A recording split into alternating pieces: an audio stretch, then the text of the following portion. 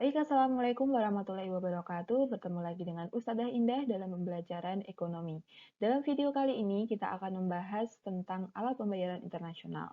Nah, ketika kita melakukan kegiatan ekonomi, kita membutuhkan alat pembayaran yang diterima semua pihak untuk melakukan transaksi. Nah, alat pembayaran yang umum dipakai di Indonesia adalah mata uang rupiah.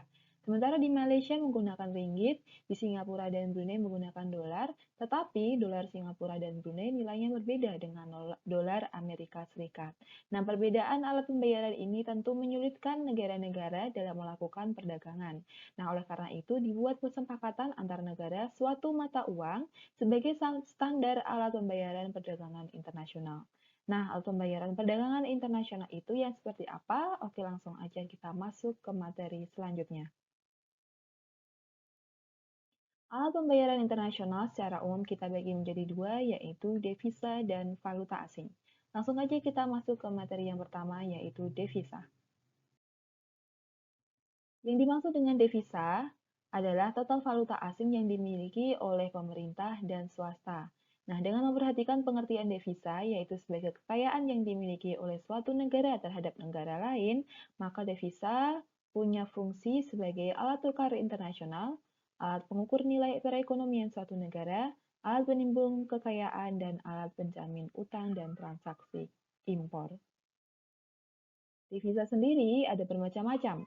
Secara umum kita bedakan menjadi 6. Yang pertama adalah falas, mata uang asing yang bisa dipakai atau diterima dunia internasional, misalnya yaitu yuan Tiongkok, yen Jepang, euro, dan dolar Amerika. Yang kedua adalah emas, salah satu logam mulia yang semua negara mau menerimanya sebagai alat pembayaran. Namun dikarenakan emas ini adalah barang yang tidak dapat diperbarui, jumlahnya terbatas dan tidak mudah dipindah tangankan untuk saat ini, emas lebih sering dimanfaatkan fungsinya sebagai komoditi atau digunakan fungsinya sebagai perhiasan aja. Yang ketiga ada SDR, yaitu Special Drawing Rights.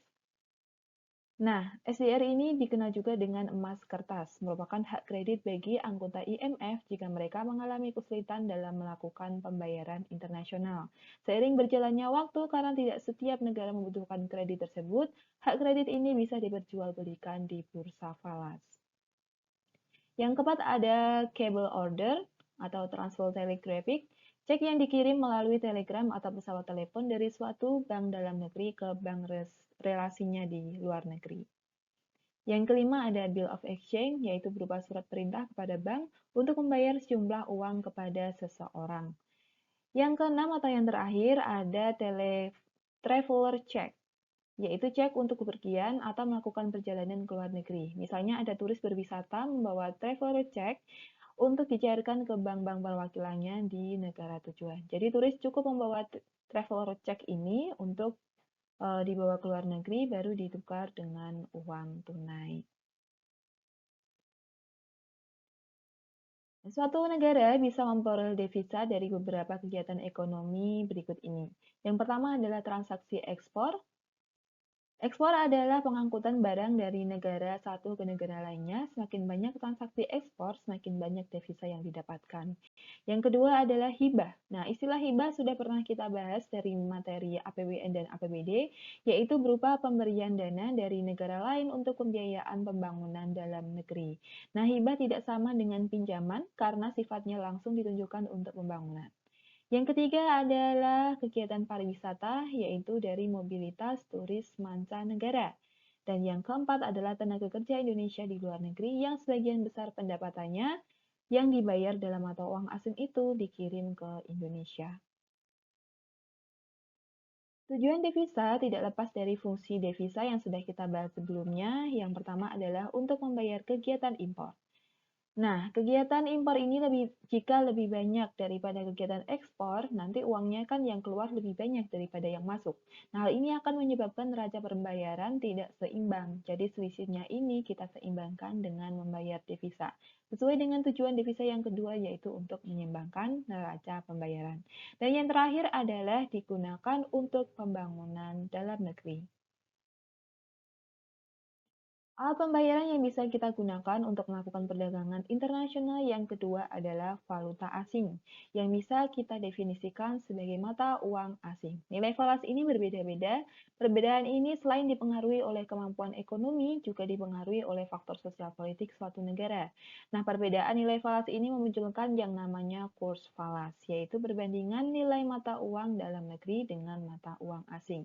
Misalnya, untuk mendapatkan 1 dolar Amerika kita butuh 14.372 rupiah, sementara untuk mendapatkan 1 yen Jepang kita membutuhkan 132 rupiah.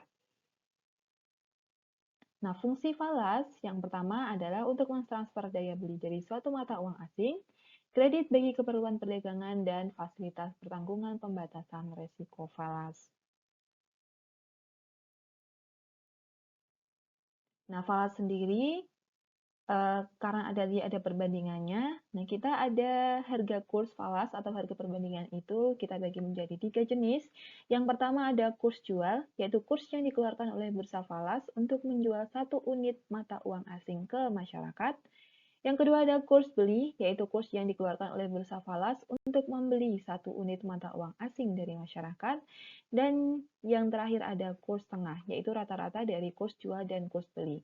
Nah, kurs tengah ini digunakan untuk menganalisis naik turunnya harga falas dalam waktu tertentu. Materi terakhir dalam video kali ini, kita akan belajar menghitung jumlah falas yang bisa kita dapatkan ketika menukar mata uang dalam negeri dengan mata uang asing. Kita punya jembatan keledai, mara beli, dan rama jual. Nah, jika kita mau menukarkan mata uang asing ke rupiah, kita menggunakan kurs beli dikalikan jumlah uang asingnya. Jika kita mau menukar mata uang rupiah dengan mata uang asing, kita menggunakan kurs jual yang menjadi pembagi sejumlah uang rupiah. Nah, lebih jelasnya kita bahas di contoh soal. Soal yang pertama, Reni melakukan perjalanan ke luar negeri, dia ingin menukarkan uang 50 juta dengan dolar Amerika Serikat. Jika kurs jual 1 US dollar sama dengan 10.000 rupiah dan kurs beli 1 US dollar sama dengan 9.500 rupiah, berapa US dollar yang akan diperoleh oleh Randy? Nah, kita akan menukar uang rupiah ke dolar, maka kita menggunakan kurs jual. Dengan cara gimana? 50 juta kita bagi dengan 10.000. Jadi Randy akan memperoleh 5.000 dolar Amerika Serikat. Soal yang kedua adalah kebalikannya. Randy pulang dari luar negeri, dia ingin menukarkan uangnya yang masih tersisa, yaitu sebesar 1.000 dolar US dengan rupiah. Jika kurs jual dan kurs belinya sama dengan soal yang pertama, berapa IDR yang akan diperoleh oleh Randy? Nah, di sini kita akan menukar uang dolar dengan rupiah, maka kita kalikan 1.000 dolar dengan 9.500. Jadi Randy mendapatkan uang 9.500.000 rupiah. Nah, bisa kita perhatikan bahwa nilai kurs beli biasanya lebih murah daripada kurs jual, karena selisih inilah yang diambil sebagai keuntungan oleh pihak bursa falas. Oke, materi kali ini cukup sekian. Semoga bermanfaat. Video selanjutnya adalah part terakhir dari materi perdagangan internasional yang akan membahas tentang neraca pembayaran internasional. Oke, ketemu lagi di video selanjutnya. Wassalamualaikum warahmatullahi wabarakatuh, and see ya.